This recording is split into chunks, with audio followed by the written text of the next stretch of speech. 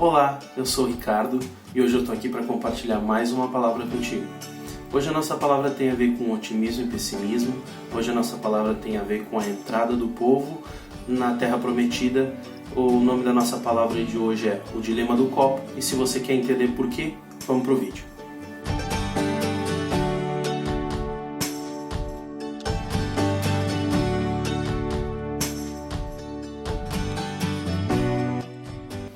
Bem, como eu falei na introdução do vídeo, a nossa palavra de hoje, o nome dela é o dilema do copo, e ela tem tudo a ver, na verdade, com esse dilema do copo, porque o dilema do copo é aquele dilema, se nós olhamos para o copo e ele tem água até metade, se ele está meio cheio ou meio vazio. E a nossa palavra de hoje ela tem a ver com isso, com esse entendimento de ser otimista, ser pessimista, e o que isso traz para a nossa vida e qual que é a visão da palavra a respeito disso. E para a gente falar a respeito da palavra, o que a palavra nos mostra a respeito dessa opinião do copo meio cheio, do copo meio vazio, e do pessimismo ou do otimismo como cristão, eu queria que a gente pudesse ir até o livro de Números, e que a gente pudesse abrir no capítulo 13, ler do 27 ao 33, que vai nos contar uma história que ela é bem conhecida, mas que ela é muito interessante para a gente pensar a respeito disso. Na minha Bíblia diz assim: E deram o seguinte relatório a Moisés: Entramos na terra a qual você nos enviou, onde mana leite e mel. Aqui estão alguns frutos dela. Mas o povo que lá vive é poderoso, as cidades são fortificadas e muito grandes. Também vimos descendentes de Enaque. Os amalequitas vivem no Neguebe, os hititas, os jebuseus e os amorreus vivem na região montanhosa, os cananeus vivem perto do mar e junto ao Jordão. Então Calebe fez o povo calar-se perante Moisés e disse: Subamos, tomemos posse da terra, é certo que venceremos. Mas os homens que tinham ido com ele disseram: Não podemos atacar aquele povo, é mais forte que nós. E espalharam entre os israelitas um relatório negativo acerca da terra. Disseram: A terra para a qual fomos em missão de reconhecimento devora os que nela vivem. Todos os que vimos são grandes de estatura. Vimos também os gigantes, os descendentes de Enaque, diante de quem parecíamos gafanhotos, e nós a eles. Então diz isso. O que está acontecendo aqui? Vamos entender essa história. O povo ele tinha uma promessa, então, que eles possuiriam uma terra. Depois foi uma promessa dada para Abraão, então, e depois eles passarem todo o processo do Egito, terem saído do Egito, eles caminharam no deserto em direção a essa terra. E quando eles chegaram, então, na frente dessa terra, eles tinham já a palavra de Deus, que eles iam ganhar, conquistar essa terra. Então, Moisés chega diante ali para entrar na terra e ele diz assim: vamos fazer uma estratégia. Nós temos a promessa de Deus, agora vamos fazer uma estratégia. Então ele separa 12 espias ali para entrar na terra e para observar aquela terra. E durante então 40 dias eles observam aquela terra, eles entram, eles viajam para aquela terra e voltam então para dar um relatório. Para dar um relatório a respeito daquela terra. O objetivo desse relatório não era dizer se deveriam ou não conquistar aquela terra, porque já existia uma promessa de Deus. A ideia e o objetivo desse relatório era que eles dessem uma noção de como é a terra, para que se montasse uma estratégia de como conquistar essa terra. Mas quando eles voltam, então, 10 desses espias, eles têm uma opinião de que não se deve conquistar essa terra, porque é muito difícil. Como a gente leu, e aqui é o relatório então que eles estão passando quando eles voltam, esse texto que a gente leu é quando eles voltam e quando eles estão passando o relatório. E aqui no texto fala de Calebe, mas Josué junto com ele também deram uma opinião contrária a isso, dizendo então que eles deveriam efetivamente entrar na terra, porque Deus tinha prometido isso, que eles iam conquistar essa terra. E quando o povo vê que só 2 desses homens que entraram na terra acreditam que é possível conquistar e 10 acreditam que não é possível conquistar, então eles chegam à conclusão de que eles não devem conquistar. O povo se lamenta, o povo começa a chorar, e aí as consequências são de que o povo efetivamente não entra na terra prometida, não recebe a promessa, pelo menos nesse momento. Depois a gente sabe que mais tarde eles acabam entrando na terra, mas eles são punidos por isso, por esse pensamento que eles têm Deus diz para eles então que qualquer um que tenha menos de 20 anos não vai entrar na terra, não vai entrar na terra, vai morrer no deserto, e eles ficam dando voltas no deserto. Os únicos que tinham mais de 20 anos e que entram nessa terra é Josué e Caleb. E por que eles queriam essa terra então? Como eu falei antes, porque essa terra é a terra que Deus promete para Abraão. Essa é a terra que Deus promete para Abraão. A gente vai ver a promessa de que Deus daria uma terra para Abraão. Ali em Gênesis 12, os versículos 1 e 2, Deus promete que vai dar uma terra para Abraão. E ele promete também que vai ser uma grande nação. Nesse momento, Israel já é uma grande nação. Falta parte da promessa, que é eles terem essa terra, eles possuírem essa terra. E a descrição da terra, então, não era qualquer terra. Para que se soubesse bem o que era, a gente vai ver ali em Gênesis 15, do 18 ao 21. Está bem descrita essa terra ali, que hoje se tem uma noção muito aproximada de qual era esse território, por essa descrição que existe ali. Então, entendendo essa história, olhando para essa história e pensando um pouco a respeito dela,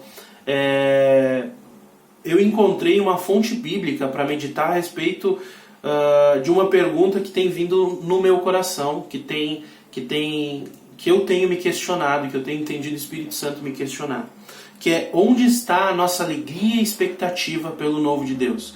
Como igreja, como a gente tem pensado isso? Como cristãos, como a gente tem pensado nisso? Aonde está a nossa alegria e a nossa expectativa por aquele novo de Deus, por aquelas promessas que Deus fez na nossa vida e por aquilo tudo que ainda tem para se cumprir da parte de Deus na nossa vida.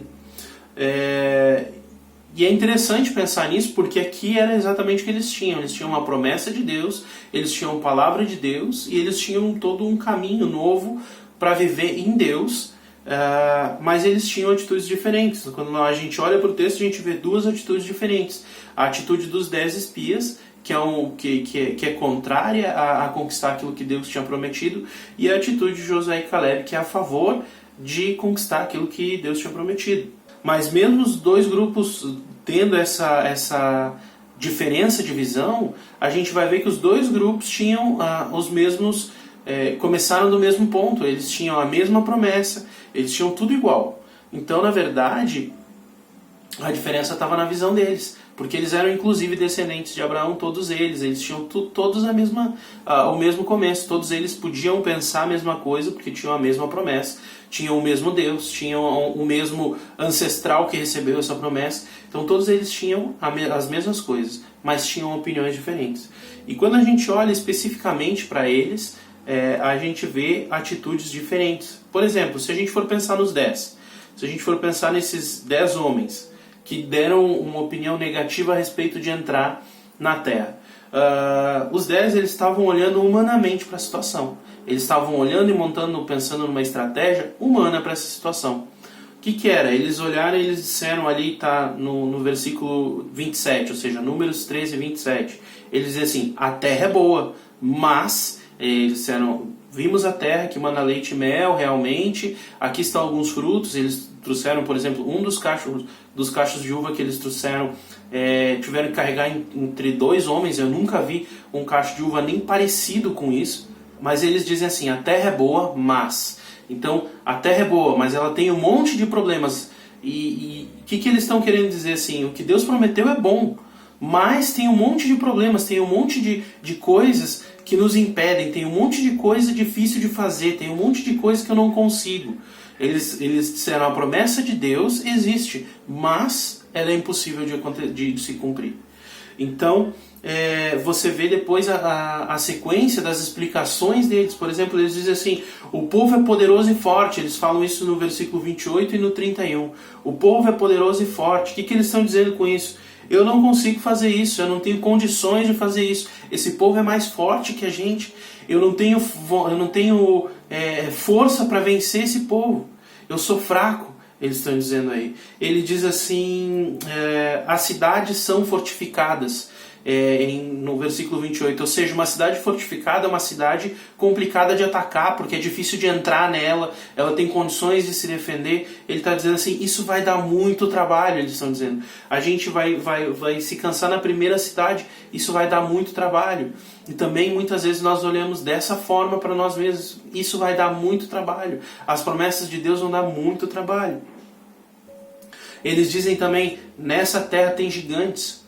Tem muitos gigantes nessa terra. Eles dizem isso no versículo 28 e no 33. Esses descendentes de Anak eram gigantes.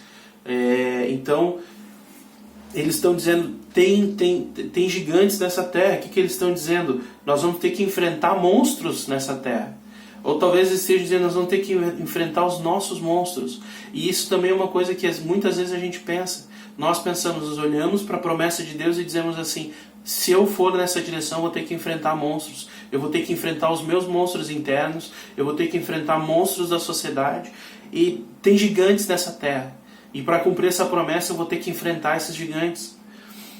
Eles disseram assim, a terra já está cheia. Eles vão dizer assim, quando eles descrevem a terra, ali no versículo 29, eles dizem, essa terra já está cheia. Eles vêm e dizem assim, bom, nas montanhas mora esse povo e esse povo. Perto do mar mora esse e esse povo. Na campina mora esse e esse povo. Ou seja, ele está dizendo, essa terra está cheia. Não tem espaço para nós. A gente não vai conseguir chegar e arrumar um espaço. Não tem espaço para nós. Já tem gente demais fazendo essa mesma coisa que eu faço. Já tem gente demais fazendo isso que Deus está dizendo que eu fui chamado. Essa promessa que Deus me deu, já tem gente demais nisso. Eu não vou conseguir, nem tem porquê eu fazer isso. E era o que eles estavam dizendo, a terra já está cheia. E por último, eles olham e dizem assim, nós somos como gafanhotos. O que eles estão dizendo ali no versículo 33? Eles dizem, nós somos como gafanhotos. Eles estão dizendo, eu sou pequeno demais. Eles estão dizendo, nós somos pequenos demais. Essa promessa é grande demais e o que nós vamos enfrentar é grande demais e eu sou pequeno demais diante disso. Nós somos pequenos, um povo pequeno demais. Imagina se eu vou um dia conseguir isso. Imagina se realmente esse chamado é para mim. Imagina, tem tanta gente tão maior do que eu, tão mais importante do que eu fazendo isso que Deus tem me chamado para fazer. E era o que eles estavam dizendo. Tem tanta gente melhor, tem tanta gente grande fazendo isso. E nós somos como gafanhotos. E eles ainda dizem assim, nós somos gafanhotos diante deles e eles nos veem assim. Ou seja, eles não acreditam só que eles sejam menores, mas que os outros veem eles como menores. Então, eles olham para tudo isso.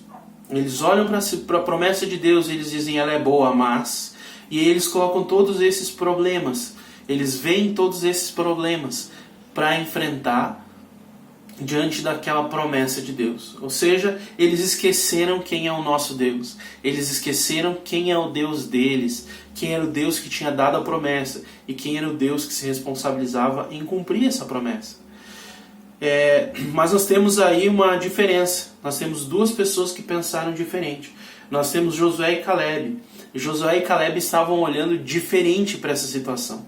Eles olhavam diferente para a situação. Eles estavam olhando a situação com Deus no controle.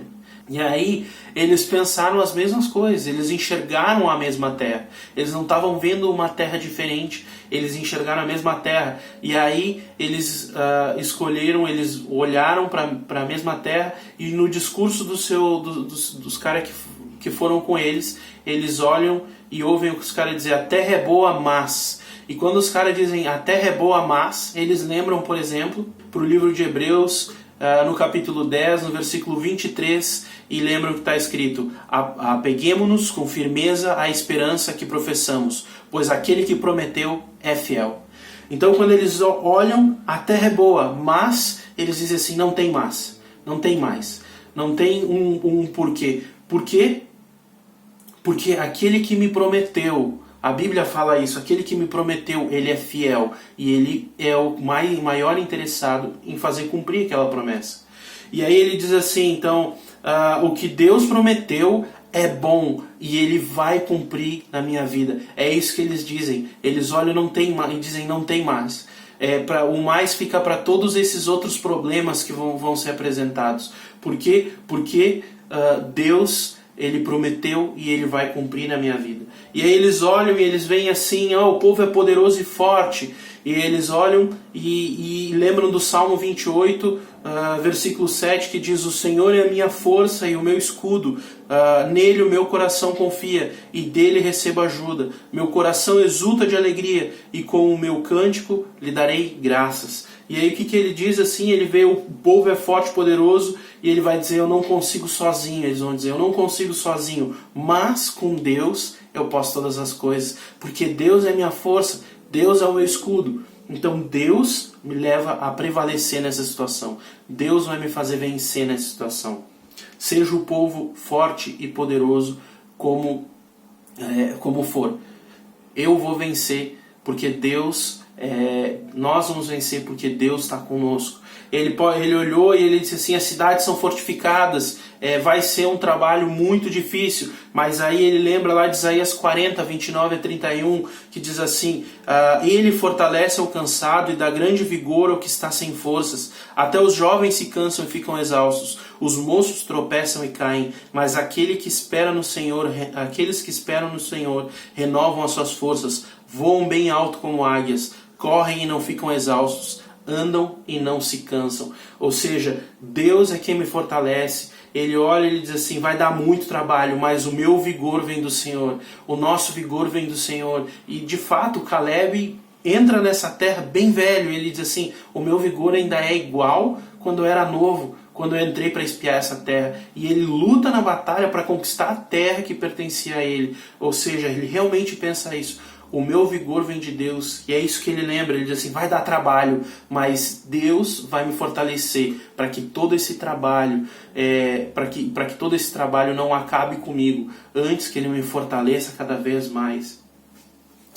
Eles olharam e eles disseram também: nessa terra tem gigantes, nessa terra tem muito gigante. Mas eles lembraram do que está escrito lá em Mateus 11, 28 a 30, que diz assim: tomem sobre vocês o meu jugo e aprendam de mim, pois eu sou manso e humilde de coração, e vocês encontrarão descanso para as suas almas, pois o meu jugo é suave e o meu fardo é leve. Eles olharam e disseram assim: tem monstros nessa terra, talvez eu tenha que enfrentar os meus próprios monstros quando eu estiver tentando conquistar aquilo que Deus prometeu para mim, mas o jugo de Deus é suave e o fardo dele é leve. Deus é o meu descanso, Ele vai trazer descanso para minha alma. Eles lembraram disso e disseram: tudo bem, eu posso enfrentar os meus monstros, mas quem está me dando descanso é Deus. E mais, Deus está tomando sobre Ele o meu fardo e está me dando o fardo dele, que é suave e leve.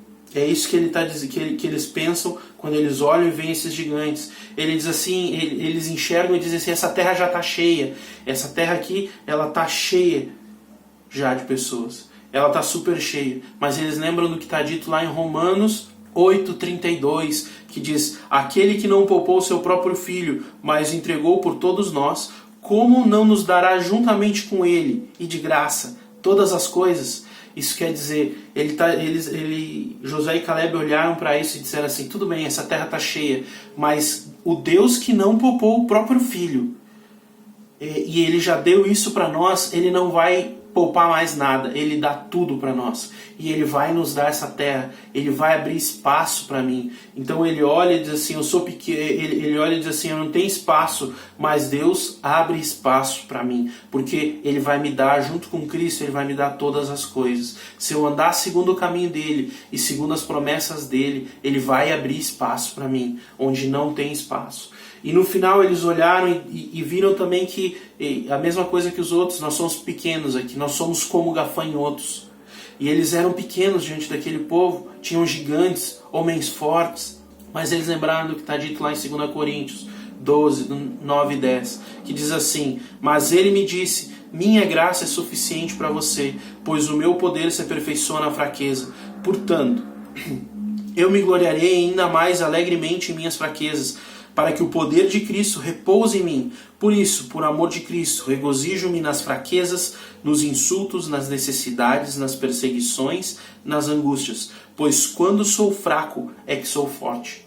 E aí eles olharam e disseram: de fato, a gente parece gafanhoto, a gente parece muito fraco diante desses homens. Nós somos pequenos, menores que eles. E eles olharam e disseram: eu sou pequeno demais, mas por isso Deus se faz forte em mim. Eles disseram, eu sou pequeno, mas Deus se faz forte em mim, porque na minha fraqueza se aperfeiçoa o poder de Deus. E eles então queriam entrar nessa terra. Sabe por quê? Porque eles estavam focados em quem Deus é e não neles mesmos.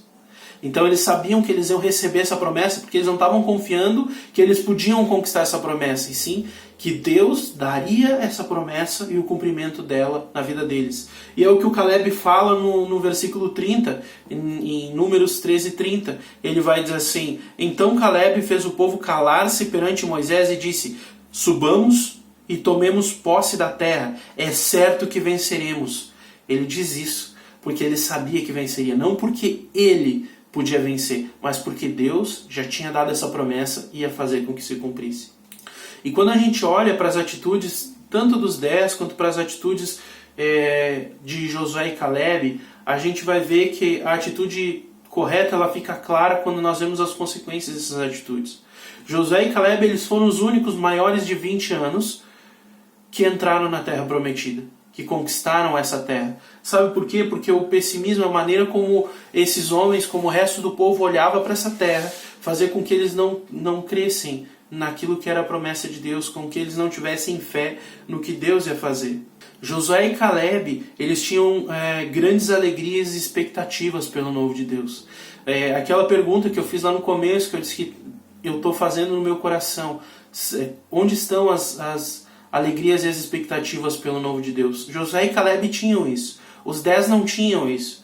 Eles viam o copo cheio da água do Espírito de Deus e não um copo vazio da esperança humana.